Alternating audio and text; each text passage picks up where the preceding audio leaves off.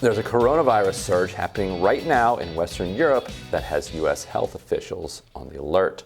Since what happens in the region is usually a precursor to what we can expect stateside in terms of the pandemic.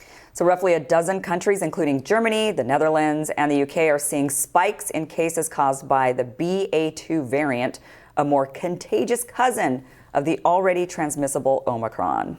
We covered earlier this week how China is experiencing a severe spike, but their zero COVID policies make it harder to compare between Western Europe and the U.S. I don't care. We should not do anything about this. Just let it rip. Yeah, people are going to get sick, just like people always get sick, and you should be vaccinated. It should be your choice, but I would urge you to be vaccinated, and if you are vaccinated or boosted or whatever, the appropriate thing for you to do is, this will probably be a mild illness, just like any other for you. It will, of course, be tragic that some people will have a worse go of this, just like they might have had a worse go, again, with any other contagious disease, but we're not going back to I was going to say, what we could try this time is a public health approach that provides all of the information that people need, and then urge the public to take the best precautions that they feel are right for themselves, and see how that goes. Do you know what that sounds like? That sounds like the demonized Swedish approach. What was the Swedish approach? It was that. Here's all the information. Please be responsible. Yeah, and they took a few more measures. They did shelter their elderly. They tried that. It didn't work, unfortunately. The nursing homes still got infected as much as they tried, but they did try to at least isolate some of the more vulnerable people. But otherwise, they said, here's the way you can take some precautions. You can socially distance. You can wear masks. You can work from home if you can. They did those types of things. But otherwise, they said it's up to you to live your life. Now, this variant did spread throughout Denmark, and that was where it was first identified. They had the Omicron, and then they ended up with this variant of it, and maybe it mutated there. We don't know, right? But it seems like it may have, because it spread through that country first. And they didn't find that it actually did anything too terrible to the country. So they actually just continued to stay open, even with this one going through. And now it's gone through a lot of the Scandinavian countries. It's now moving its way through Europe, but they're not finding it to be, because it's more contagious. We know what we're going to experience. We're going to have an uptick in cases, but we're probably not going to see a dramatic or worrisome increase in hospitalizations and deaths. Certainly not among the vaccinated. I mean, you can, every time one of these things comes through, you do pick off a couple more of the elderly and of the unvaccinated, which is very bad.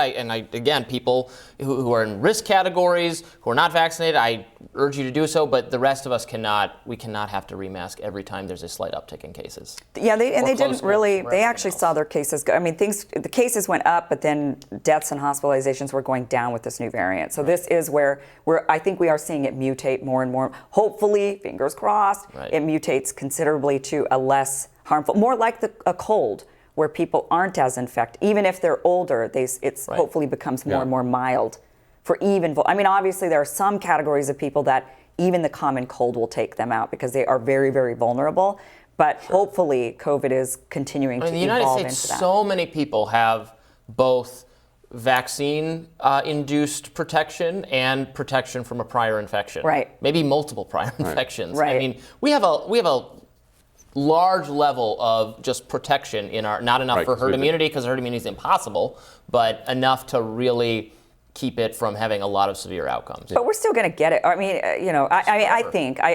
I don't know, but waiting. Zero COVID is a fantasy. Right, and I just think, even if you've had it before, I'm always waiting, when am I going to get it again? I test myself all the time, more just because I want to know, when will I catch it again? Because I had it very, very, very early on in the pandemic, but I've been since around a lot of people with COVID and have not caught it again yet.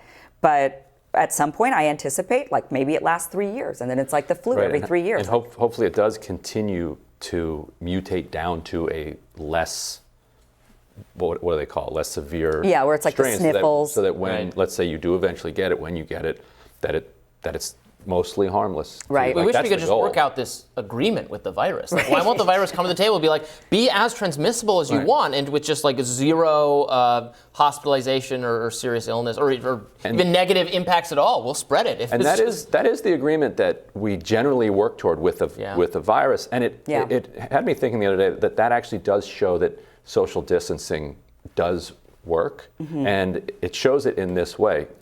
The reason that viruses mutate down to a less powerful strength but more contagious strength is that when they are too powerful, there's two things that happen. One, it kills the host too quickly, right, and then the host doesn't have time to pass it off, and so then the virus dies. But that's not the key thing. The key thing is that if it gets people too sick, then people just naturally stay away from that person, and that person stays away from other people. Right. And that's the other word for that is social distance. Right. And so a virus, quote unquote, knows that if it's too powerful, it will produce social distancing in humanity, which is a social creature.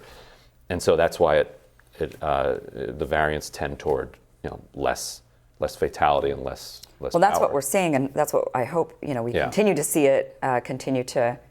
And you never know; it could be some freak mutation, but that's the push. Right. But the good news is for you, Robby, in particular, and me, because I hate the mandates too, but I know you really hate the masking and stuff. But in Europe, even though this is spreading really fast throughout these countries like France, which actually has been very authoritarian in their measures, have now dropped all. They're like no masking, no vaccine passports, unvaccinated go everywhere. They don't, they're like, okay, back to normal, even with this spreading. So it must not be showing in the numbers, and I haven't really looked at those numbers as much lately, but it must be showing in the numbers that it's just not as dangerous. People just aren't getting hospitalized, and so that's good news. Right. Maybe hospital capacity is key. Right. Yeah. So because what happens to them happens to us. So if they're not doing it, maybe we won't do it. And House Speaker Nancy Pelosi expressed her frustration with Democrats who supported the removal of pandemic support from the $1.5 trillion spending bill signed by President Biden this week. Quote, "I am really heated up about this," she said. She was particularly actually going after Democrats who she has put on good committees and then who used a rule vote on the House floor to pull some of this money out, because it really was their last shot at getting pandemic money through. Yeah. The pandemic provided cover to approve the spending they want to approve. Well, it's pandemic spending. But what was it for, I wonder? It's for the therapies, okay, Paxlovid and all those. It's for the free testing, and it's for free treatment for uninsured people. And so and for the vaccines. And so the free vaccines, the free testing, all of that stuff is going to be gone.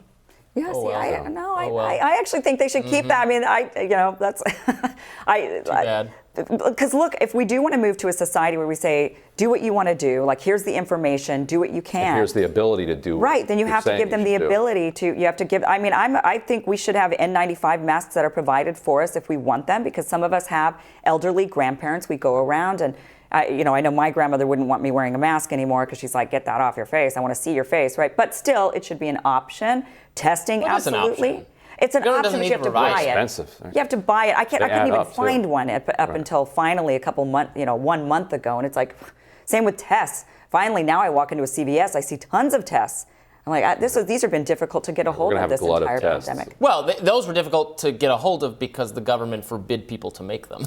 Yeah, so there was a bottleneck for some of these things because they were so tightly restricted. But the reality is, there's a lot of people who are still very afraid. They're scared. They don't want to go back to living their life as normal. Maybe you and I are ready, but they're not quite ready.